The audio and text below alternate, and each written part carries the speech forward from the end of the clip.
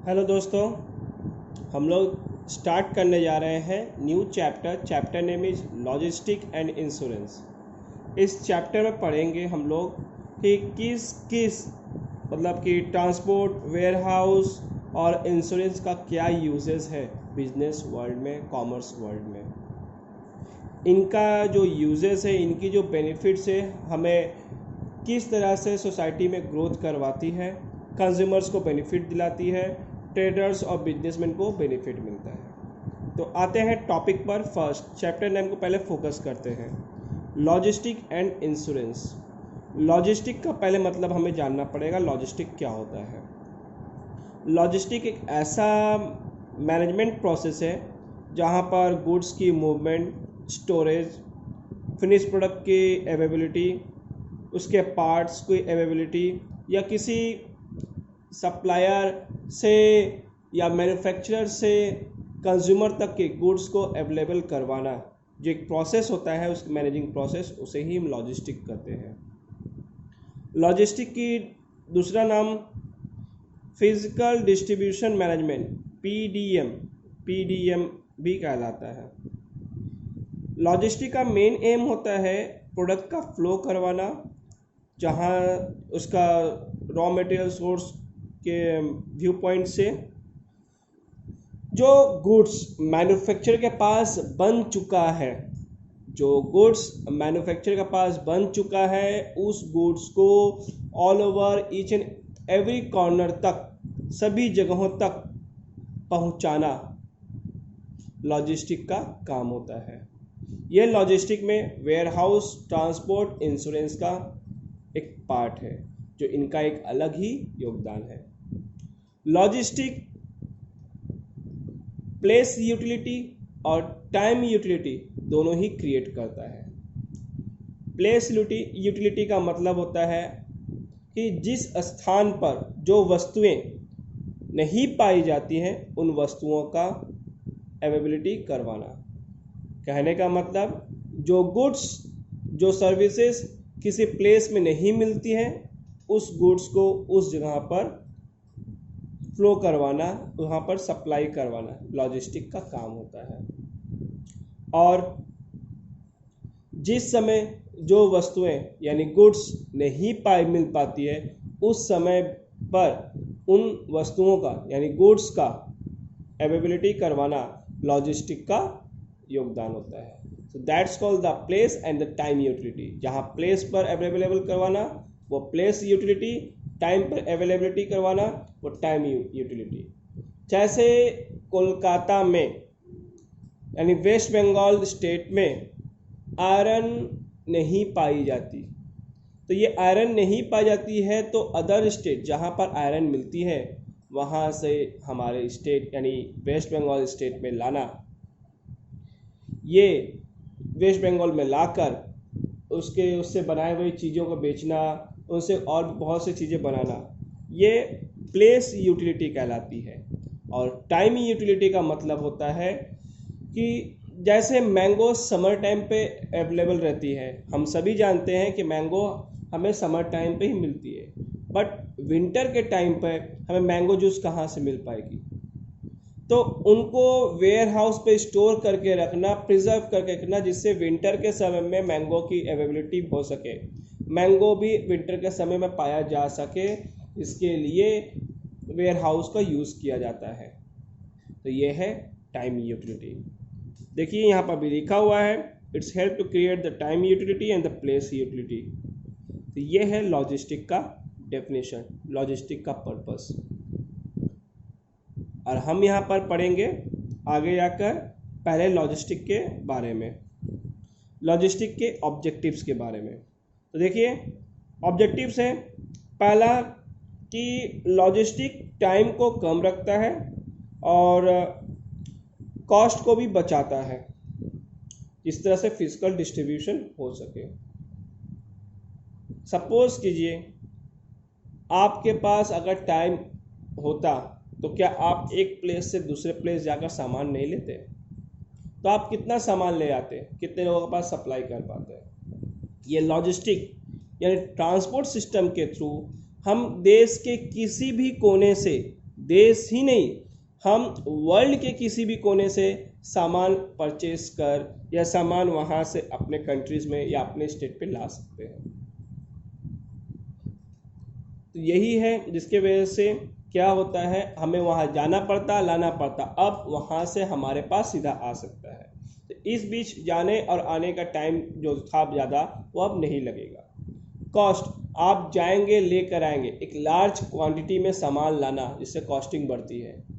और आपको large quantity को वेयर हाउस में भी स्टोर करके रखना पड़ेगा, तो जिसके वजह से कॉस्टिंग आपकी बढ़ेगी। तो ये जो लॉजिस्टिक प्रोसेस मैनेजमेंट है, उस स्टेट में जितने लोगों की ज़रूरत है वो सभी ऑर्डर करते हैं, उस हिसाब से ट्रांसपोर्ट सिस्टम के हिसाब से सामान आती है, जिसकी वजह से सबकी कॉस्टिंग कम पड़ जाती है लाने की। Improve the customer service, customer की सर्विस इम्प्रूव होती है क्योंकि transport system, warehouse system, insurance system and other जो प्रोसेसिंग है, उनके थ्रू कस्टमर को सही समय पे सही चीज़ मिल पाती है।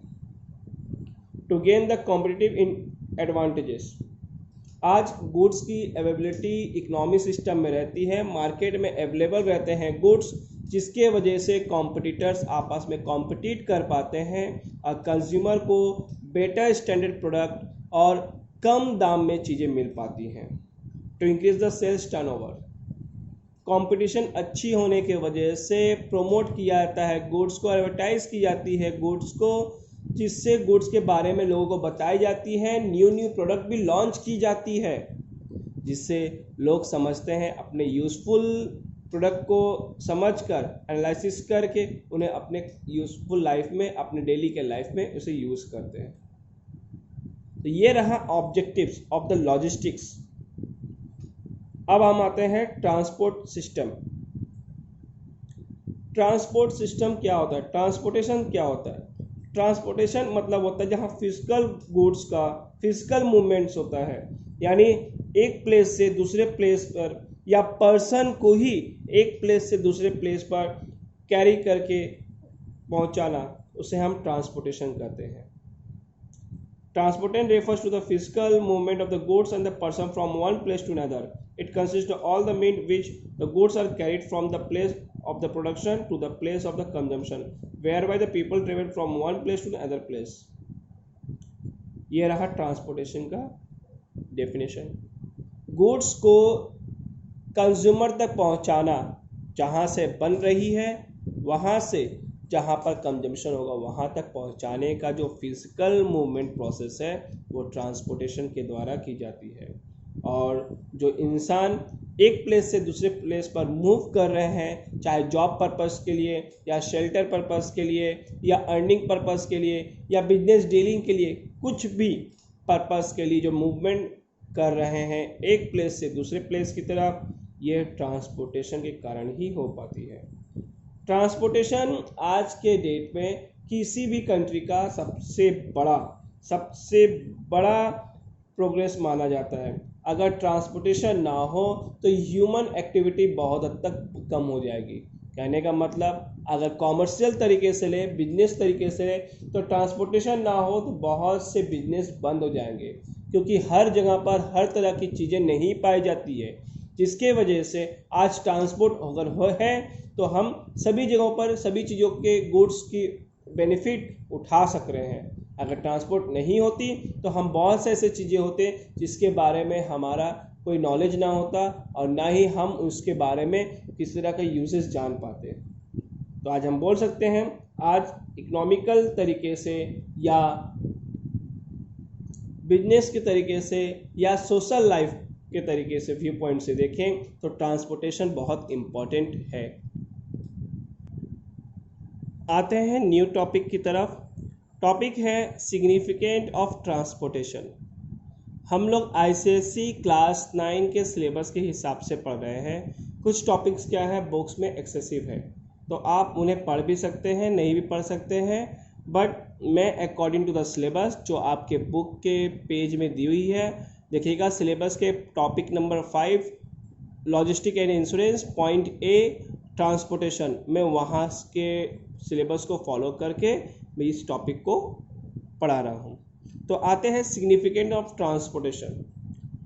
अगर ट्रांसपोर्टेशन के सिग्निफिकेंट की बात करें, मेरिट्स की बात करें, उसके बेनिफिट्स की बात करें, तो सबसे पहला काम आता है, सबसे पहले बेनिफिट आएगा वो है वाइडन द मार्केट्स। अगर ट्रांसपोर्ट सिस्टम अवेलेबल है, ट्रांसपोर्ट सिस्टम किसी भी कंट्री की अच्छी होगी तो वहाँ की मार्केट बहुत बड़ी होगी, कि ट्रांसपोर्ट सिस्टम के कारण ही तो मार्केट फैली हुई है। अगर किसी तरह का ट्रांसपोर्ट सिस्टम नहीं होता तो लोकल एरिया से वो गुड्स पूरे नेशनल या इंटरनेशनल मार्केट तक नहीं पहुंच पाती। तो ट्रांसपोर्ट सिस्टम के वजह से ही ये गुड्स की अवेलेबिलिटी पूरे इंडिया में हो पाती है, या फिर हम इंटरनेशनली भी मार्केट कर पा रहे हैं। एयरवेज, वाटरवेज के थ्रू हम इंटरनेशनल मार्केट कर पा रहे हैं, रोडवेज के थ्रू हम लोकल एरिया तक पहुंच पा रहे हैं। तो ये है ट्रांसपोर्टेशन की सबसे पहली और सबसे बड़ी इंपॉर्टेंस, वाइडेंस ऑफ मार्केट। आते हैं टॉपिक पर। If there had been no means of the transport, the market for the goods would have remained local. अगर ट्रांसपोर्ट नहीं होगा तो मार्केट गुड्स का सिर्फ लोकल ही रहेगा। One reason would not have been in a positive to exchange its surplus goods with another. एक local area, एक reason अपने सरप्लस गुड्स को एक्सचेंज नहीं कर पाएगा किसी दूसरे एरिया के साथ। Unless the goods can be moved safely and quickly, there is no option but to sell them into the local market. जहाँ तक कि गुड्स क्या है, अब सेफली मूव नहीं कर पाएगी अगर ट्रांसपोर्ट नहीं रहता तो उसे लोकल एरिया में ही सेल करना पड़ जाएगा। अगर ट्रांसपोर्ट सिस्टम एब्सेंस रहा तो प्रोड्यूसर प्रोड्यूस नहीं कर पाएगा और लोकल मार्केट को एब्जॉर्ब नहीं कर पाएगा। Transport physical distribution of goods undertakes the physical distribution of the goods. Transport की वजह से ही गुड्स की फिजिकल डिस्ट्रीब्यूशन हो पाती है। जो ज्योग्राफिकल बैरियर्स हैं, जो दूरियां हैं, उसको मेंटेन करती है, उसे तोड़ती है, गुड्स के फ्लो को बनाती है। ट्रांसपोर्ट, ट्रेड और जो मार्केट के बीच में जो डिस्टेंस है उसे खत्म करती है। Create place utility. Transport place utility को क्रिएट करता है। बोलने का मतलब है जिस स्थान पर, जिस प्लेस पर जो गुड्स नहीं पाई जाती है उन गुड्स की अवेलेबिलिटी करवाना, उसका गुड्स का फ्लोइंग करवाना उस प्लेस पर, जिसके वजह से उस प्लेस में उस गुड्स की अवेलेबिलिटी हो पाती है। तो ट्रांसपोर्ट सिस्टम अगर नहीं होती तो आज हम वेस्ट बंगाल में आयरन नहीं पा सकते। अदर स्टेट ऐसे भी होंगे जो वेस्ट बंगाल में अच्छी फसल, जो चावल की सबसे ज़्यादा फसल होती है, अदर स्टेट उतनी चावल नहीं पा पाती। अगर इंडिया में कोल अगर ट्रांसपोर्ट नहीं होता तो इंडिया पे, पूरे इंडिया में कोल की सप्लाई वेस्ट बंगाल के रानीगंज डिस्ट्रिक्ट से नहीं हो पाती। तो ये है, अगर ट्रांसपोर्ट है तो इन सब एक्सेसिव गुड्स की या गुड्स जो डिफरेंट प्लेस स्टेट्स पर अवेलेबल हो पा रही है, अगर ट्रांसपोर्ट नहीं होती तो अवेलेबल होना मुश्किल होता। तो इस तरह से प्लेस की यूटिलिटी क्रिएट की जा रही है जिससे लोग गुड्स को परचेज कर सके, गुड्स की अवेलेबिलिटी हो सके। Transport creates the utility by overcoming the distance barriers. Transport assist the trade industry by moving goods from the place where they are in plenty to the place where they are the short supply. In this way, it's increased the place value of the goods. Most of the goods are not only consumed where they are produced. For example, tea is grown mainly in Assam, but it is demanded for the consumption throughout the country. यहाँ पर मैंने जो पहले कुछ linings पढ़ी उसके बारे में आपको हम बता चुके हैं। जो गुड्स किसी स्थान पर अवेलेबल है वो वहाँ पर पूरी कंज्यूम नहीं हो पाती है, तो उस गुड्स को ट्रांसपोर्ट सिस्टम के थ्रू जहाँ पर शॉर्टेज है, जहाँ पर अवेलेबल नहीं है, वहाँ पर उन गुड्स को पहुँचाना, ये ट्रांसपोर्ट इस तरीक़े से प्लेस यूटिलिटी क्रिएट करती है। जैसे बुक के ही एग्जांपल जो हमने आपको दिखाए हैं, इस बुक के एग्जांपल में बोला गया है टी सबसे ज़्यादा आसाम में ही उगाई जाती है, लेकिन इसका डिमांड पूरे कंट्री में होता है। अगर यही ट्रांसपोर्ट सिस्टम नहीं होता तो आसाम से different different parts and different different states, different different cities और डिस्ट्रिक्ट पर आसाम की टी पहुंच नहीं पाती। आते हैं नेक्स्ट टॉपिक की तरफ, ensure the large scale production. Industry units required to gathering of materials and workers at one place. Transport helps to assembling the raw material and the workers. It enables the producers to produce the goods with the help of raw material and acquired from distant place. Transport is indispensable not only for the distributing the goods but also assembling the raw materials for the production. It's enable the business firm to obtain the economics of scale. कहने का मतलब है आज industries में जो सभी raw material हम आसानी से पा जा रहे हैं, डिफरेंट डिफरेंट प्लेस से जो रॉ मटेरियल रखी हुई रहती है, ये ट्रांसपोर्ट के कारण ही हो पाती है। यहाँ पर इंडस्ट्रियल यूनिट मटेरियल और वर्कर्स जो एक प्लेस पे पा जा रहे हैं, उसका वजह है ट्रांसपोर्ट। ट्रांसपोर्ट की मदद से ही सारे मटेरियल्स की असेंबलिंग कर पा रहे हैं। अगर आप कोई चीज़ें बनाते हैं, उनमें 4 से 5 या 10 तरह के रॉ मटेरियल्स की ज़रूरत पड़ती है, तो उन रॉ मटेरियल्स, क्या सभी रॉ मटेरियल्स तो एक ही प्लेस पे नहीं मिलेंगे, डिफरेंट डिफरेंट प्लेस से मिलते हैं। तो डिफरेंट डिफरेंट प्लेस से एक्वायर की जाती है और एक जगह पर रखी जाती है बिकॉज ऑफ ट्रांसपोर्ट। वर्कर्स हमें एक प्लेस से नहीं मिल सकते, हमें डिफरेंट डिफरेंट प्लेस से वर्कर्स को बुलाना पड़ता है, तो जिसके वजह से वो वर्कर्स भी डिफरेंट डिफरेंट प्लेस से आज हमारे यहाँ पर आते हैं, इंडस्ट्रियल यूनिट्स में आते हैं, प्रोडक्शन कर पाते हैं। इस तरीके से एक प्रोडक्शन यूनिट, एक प्रोड्यूसर प्रोड्यूस कर पाता है गुड्स को और वर्कर्स के यूजेस कर पाता है। तो ट्रांसपोर्ट सिर्फ गुड्स के फ्लोइंग पर ही नहीं, ट्रांसपोर्ट प्रोडक्शन यूनिट्स को भी रॉ मटेरियल और वर्कर्स को असेंबलिंग करने में भी हेल्प करता है। Number 4, increases the mobility of labour. Transport labour की मोबिलिटी पर भी करता है। जैसे आज महाराष्ट्र के सबसे इम्पोर्टेंट सिटी मुंबई में सबसे ज़्यादा लोग वहाँ पर शिफ्ट करते हैं, वहाँ पर माइग्रेट करते हैं, क्योंकि वहाँ पर जॉब अवेलेबल है।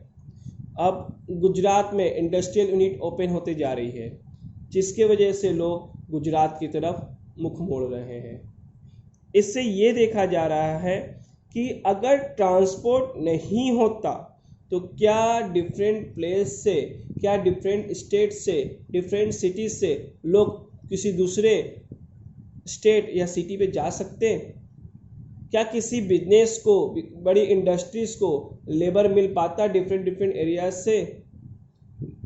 हमें बेस्ट लेबर, एक अच्छा लेबर एक जगह पर हमेशा नहीं मिल सकता, इसीलिए डिफरेंट डिफरेंट प्लेस से हमें लेबर की ज़रूरत पड़ जाती है जो योग्य है, जो काम कर सकते हैं, कैपेबल है। तो हम डिफरेंट प्लेस एरिया से, पूरे कंट्री से हम लेबर पा सकते हैं। लेबर हमारे इंडस्ट्रियल यूनिट या बिजनेस में आ सकते हैं अगर ट्रांसपोर्ट सिस्टम हो। अगर ये नहीं होता तो लोग माइग्रेट नहीं कर पाते, अर्निंग नहीं कर पाते। आज देख सकते हैं यूपी और बिहार के लोग मोस्टली दूसरे स्टेट पे जाकर काम करते हैं बिकॉज ऑफ ट्रांसपोर्ट अवेलेबल है, जिसके वजह से वो लोग यातायात कर सकते हैं। आते हैं न्यू पॉइंट में, facilitates division of labour. Quick means of the transport have the made it possible for various region to produce only those goods for which they are the best suited. They can exchange their surplus goods for those goods which they do not produce. In absence of transport, every region would have to produce all its requirement by itself. Transport helps to localization of industries.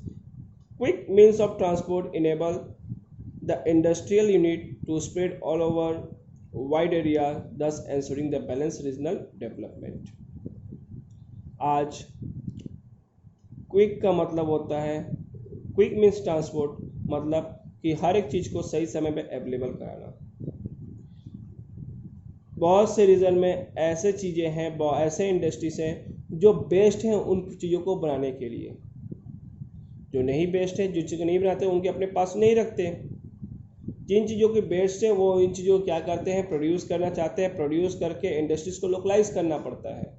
Localise करने का मतलब होता है industries उनके local areas में आकर setup होती हैं। अगर यही ट्रांसपोर्ट सिस्टम नहीं होता तो इन सभी चीज़ों की रिक्वायरमेंट को पूरा नहीं किया जा सकता, वो खुद से करनी पड़ती। जो इंडस्ट्रीज है वो लोकल एरिया तक ही रह पाती, लेबर्स की जो फैसिलिटीज़ है वो नहीं मिल पाती, क्योंकि एक वर्किंग ऑर्गेनाइजेशन में हर वक्त अनस्किल्ड लेबर्स की ज़रूरत नहीं पड़ती है। सेमी स्किलेबल और अनस्किल्ड हर तरह के लेबर की ज़रूरत पड़ती है, डिफरेंट पोस्ट, डिफरेंट प्लेस पे वर्क करने के लिए। तो आज ट्रांसपोर्ट अवेलेबल है, तो पूरे इंडिया में, पूरे कंट्री में इंडस्ट्री अपने प्रोडक्शन गुड्स को अवेलेबल करा पाती है, और डिफरेंट स्किलेबल लेबर्स को भी इंडस्ट्रीज पे, इंडस्ट्री यूनिट पे, ऑर्गेनाइजेशन पे हम लोग अवेलेबल करवा पाते हैं। आते हैं नेक्स्ट पॉइंट की तरफ, stabilize price. Transport moves the goods from the place where they are in excessive supply to the place where they are the scarce. Transport moves कराता है गुड्स को जहाँ पर एक्सेसिव सप्लाई है वहाँ से जहाँ पर कमी है, जिस प्लेस में कमी है गुड्स की वहाँ तक वो अवेलेबल कराता है। इसके वजह से goods made the available in proportional of their demand.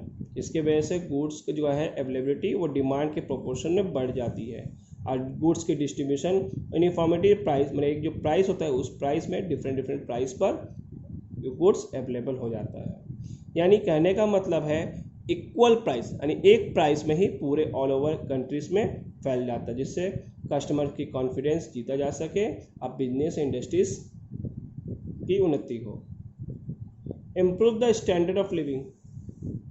Transport की वजह से बड़े पैमाने में प्रोडक्शन हो पाती है कम खर्च पर, जिसके वजह से पीपल गुड्स को और भी ज़्यादा प्रोड्यूस करना चाहते हैं।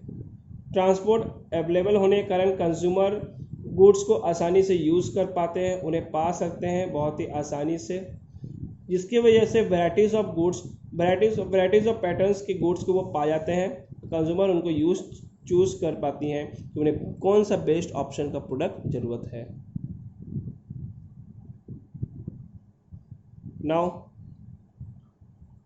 Next point, provides employment. Transport के वजह से ही एम्प्लॉयमेंट अवेलेबल है। आज किसी भी कंट्री के किसी भी कोने में, किसी भी स्टेट में अगर जॉब रिक्वायरमेंट है तो हम एक प्लेस से दूसरे प्लेस पर जा सकते हैं because of availability of the transport. आज इसके वजह से ही हम डिफरेंट सेक्टर्स में डिफरेंट बिजनेस यूनिट पर एम्प्लॉयमेंट की रिक्वायरमेंट को फुलफिल कर पाते हैं।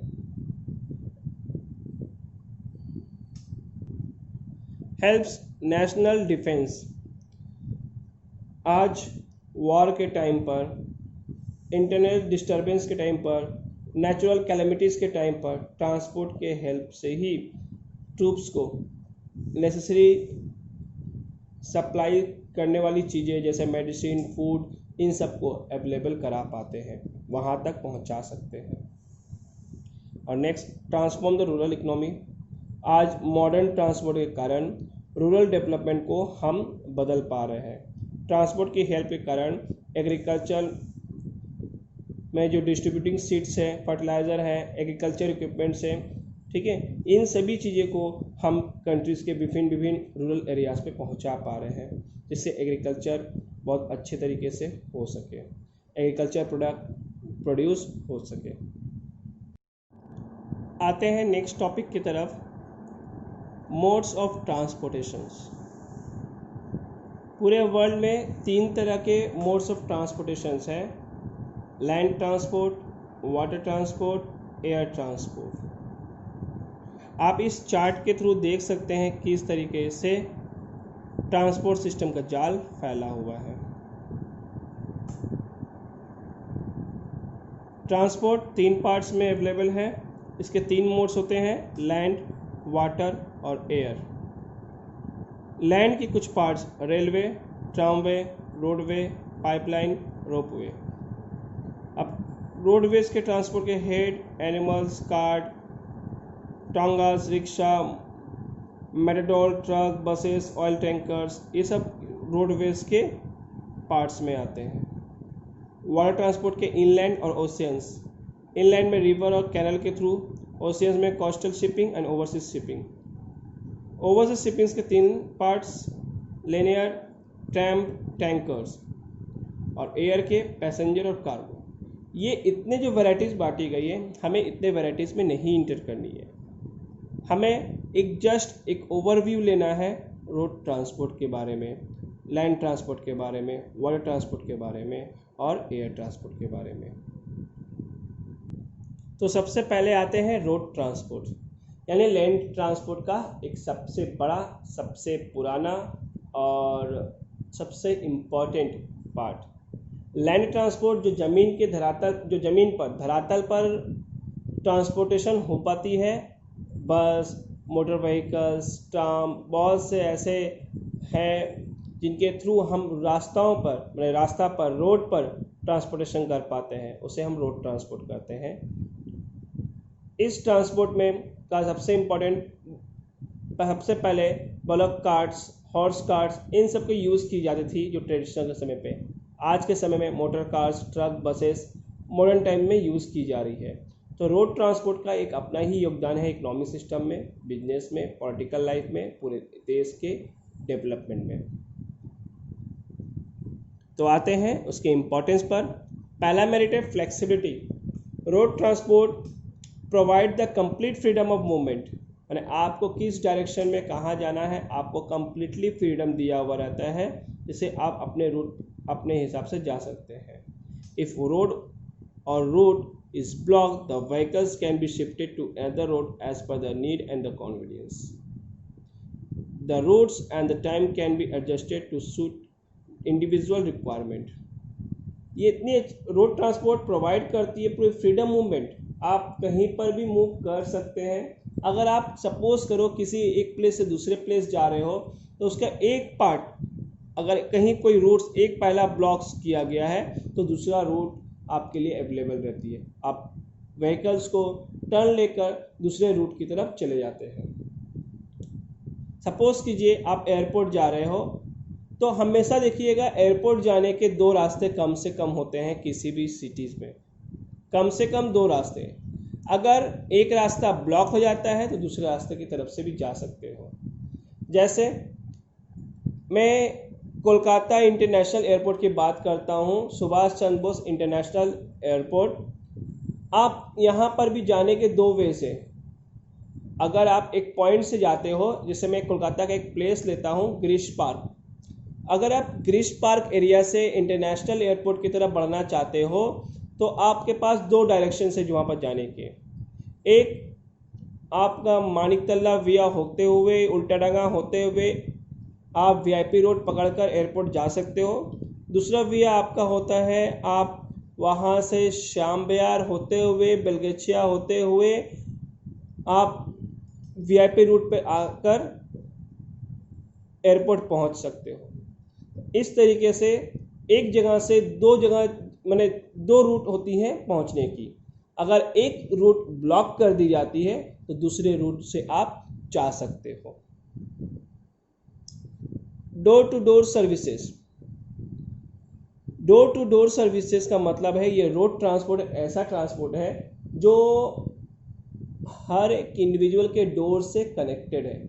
यानी आज कोई सामान की ज़रूरत पड़ती है तो हमारे डोर तक वो सामान आसानी से आ सकता है। यही बेनिफिट आप फ्लिपकार्ट, अमेज़ॉन, ये जितने ऑनलाइन शॉपिंग साइट है यूजेस कर रही हैं। आपको अपने डोर स्टेप तक, आपके अपने डोर स्टेप तक आप किए गए ऑर्डर को आपके डोर स्टेप तक पहुंचाती है और आप अपने घर बैठे सामान परचेस कर पाते हैं। इकोनॉमी, ये बहुत इकोनॉमी है, ये शॉर्ट डिस्टेंस है, स्मॉल लोड्स है, जिसके वजह से यहाँ पर गुड्स आसानी से बहुत जल्दी पहुँच पाती है और उसके हैंडलिंग कॉस्ट, पैकिंग कॉस्ट बहुत कम पड़ता है। स्मॉल इन्वेस्टमेंट, इस टाइप के ट्रांसपोर्ट में अगर ट्रैवलिंग करना रहा या वन प्लेस से अदर प्लेस में मूव करना रहा तो ट्रांसपोर्टेशन कॉस्ट बहुत कम होता है, बहुत ही स्मॉल इन्वेस्टमेंट करना पड़ता है comparison to railways. Less formalities, यहाँ पर डिस्टेंस बहुत कम होती है तो रोड ट्रांसपोर्ट के कारण हम बहुत कम समय में आसानी से पहुँच पाते हैं, जिसके वजह से टाइम कम नष्ट खराब होता है, हमें एक प्लेस से दूसरे प्लेस में बहुत आसानी से पहुंच पाते हैं। और हमें गुड्स को अगर डिलीवरी करनी हो तो एक प्लेस से दूसरे प्लेस पे आसानी से हम पहुंचा पाते हैं विदाउट अ लेस टाइम। आते हैं नेक्स्ट मेरिट की तरफ, less formalities. For relatively short distance road transport is quicker than the railways and the water transport. Water transport और रेलवे ट्रांसपोर्ट से बहुत ज़्यादा क्विकर होता है, जहाँ पर समय कम लगती है, गुड्स को एक स्टेशन से दूसरे स्टेशन यानी एक प्लेस से दूसरे प्लेस पर पहुँचाया जा सकता है बिना किसी टाइम को नुकसान किए। Personal service, road transport offer करता है बहुत ही कन्वीनियंट पर्सनल सर्विस, जहाँ पर इंडिविजुअल और हर पर्सन अपना पर्सनल अटेंशन पेड कर सकता है। यहाँ पर लोडेड अनलोडेड इस तरह की रिस्क होने के, डैमेजिंग होने के चांसेस, गुड्स को डिलीवरी अच्छे कंडीशन में कराई जा सकती है। इसीलिए फ्रूट्स, वेजिटेबल, मिल्क, एग्स, इनके ट्रांसपोर्ट के लिए ये रोडवेज ट्रांसपोर्ट बहुत ही सूटेबल होता है। फीडर सर्विस, मोटर व्हीकल जो है वो गुड्स को कैरी करता है और ये ऐसे एरियाज की बात की जा रही है, फीडर सर्विस में ऐसे एरियाज की बात की जा रही है जहां पर हेवी व्हीकल्स और रेलवे नहीं पहुंच पाएगी, वहां पर रोड ट्रांसपोर्ट के थ्रू हम वहां पर गुड्स की अवेलेबिलिटी करवा सकते हैं।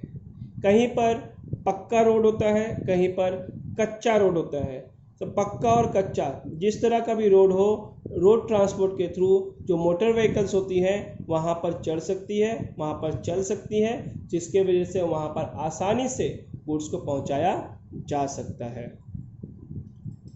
मल्टीपर्पज़ नेचर, रोड बहुत से कामों के लिए यूज़ की जाती है, सिर्फ मोटर कार, बसेस, टेम्पोस इनको चलाने के लिए ही नहीं, बल्कि बहुत से सर्विसेज जैसे ओशियन ट्रांसपोर्ट, रेलवेज, एयरवेज, इन सभी में के ट्रांसपोर्ट सिस्टम में हेल्प करती है। रोड ट्रांसपोर्ट पर्सनल और एफिशिएंट सर्विस बहुत ही कम और आसानी से मैनेज किया जा सकता है।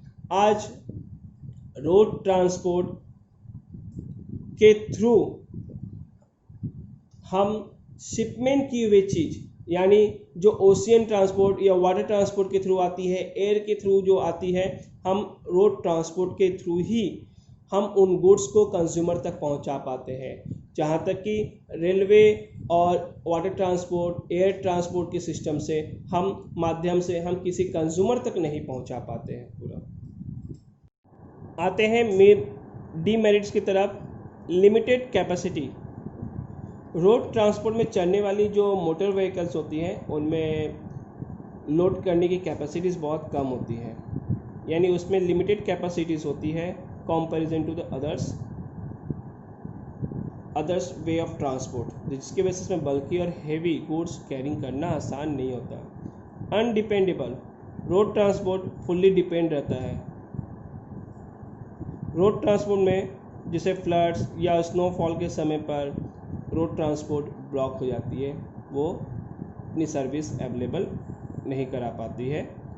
इरेगुलरिटी, अगर road transport provides the regularity or punctuality is not provide the regularity and punctuality of the service, the chance of accident and the breakdown are completely high. मतलब जब मोटर व्हीकल्स रास्ते में चल रही है, एक्सीडेंट होने की चांसेस और ब्रेक डाउन यानी गाड़ी ख़राब होने की चांसेस बहुत ज़्यादा होती है, जिसके वजह से पंक्चुअलिटी और रेगुलरिटी नहीं हो पाती है। Lack of safety, road transport में सेफ्टी बहुत कम होती है, एक्सीडेंट होने की चांसेस ज़्यादा होती है, गुड्स की डैमेज होने की चांसेस ज़्यादा होती है बिकॉज ऑफ फॉल्टी रोड और bad weather. Fluctuating rates, freight charges कभी इसका स्थिर नहीं रहता, हमेशा फ्लक्चुएट होता रहता है, तो जिसके वजह से बार्गेनिंग मतलब कि गुड्स की जो प्राइजेस है उसमें फ्लक्चुएटिंग आने की चांसेस बढ़ जाती है और रेट्स में बार्गेनिंग करने का चांस बढ़ जाता है। स्लो स्पीड, ये बाकी ट्रांसपोर्ट की तरह ये थोड़ी स्लो है। अनसुटेबिलिटी, रोड ट्रांसपोर्ट बहुत ज़्यादा एक्सपेंसिव होता है और इनएप्रोप्रिएट होता है जब हेवी और बल्कि गुड्स को कैरी करना पड़ता है। लॉन्ग डिस्टेंस के लिए टाइम कंज्यूम करता है और खर्च भी ज़्यादा बढ़ता है। रेलवे ट्रांसपोर्ट, रेलवे आज हमारे कंट्रीज़ का बहुत ही एसेंशियल सर्विस है, पब्लिक सर्विस के हिसाब से ये बहुत ही एसेंशियल है।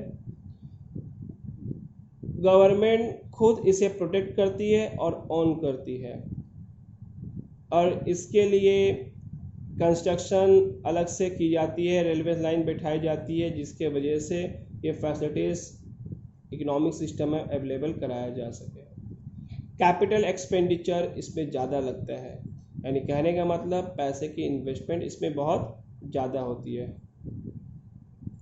तो जिसके वजह और इस ट्रांसपोर्ट में हेवी और बल्कि गुड्स की ट्रांसपोर्टिंग कराना आसान होता है। आते हैं एडवांटेजेस में। Large capacity, railways can carry a much larger quantity of the goods than the motor vehicles. More wagons can be added to handle the large volume of traffic. Therefore, railway transport is more suitable for the carrying the bulky and heavy goods. बल्कि और heavy goods को transport कराने के लिए railway transport सबसे ज़्यादा suitable होता है,